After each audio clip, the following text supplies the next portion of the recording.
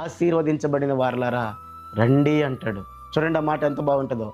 మత్తయి సువార్త 20వ అధ్యాయం 34వ వచనం. అప్పుడు రాజు తన కుడివైపున ఉన్న వారిని చూచి, నా తండ్రి చేత ఆశీర్వదించబడిన వారలారా రండి, లోకము పుట్టినది మొదలుకొని మీ కొరకు సిద్ధపరచబడిన రాజ్యమును స్వతంత్రించుకొనుడి. చూడండి ఎంత గొప్ప మాట. రండి, ప్రభు యొక్క ఆహ్వానం. ఏమని?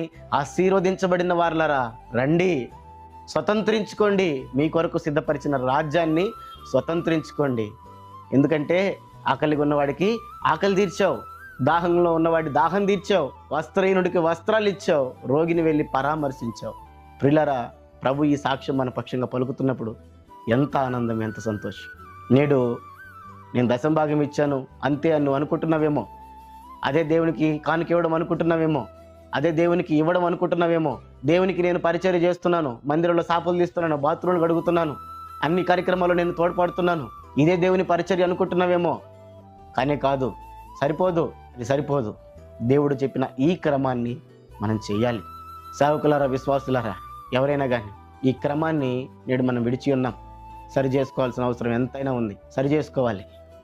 స్తుతి కోడికలకు లేదంటే ఏదో దేవుడు చేసిన మేలు కొరకని చెప్పి కార్యక్రమాలు పెట్టి 1000 రూపాయలు ఖర్చు పెట్టుకోకండి.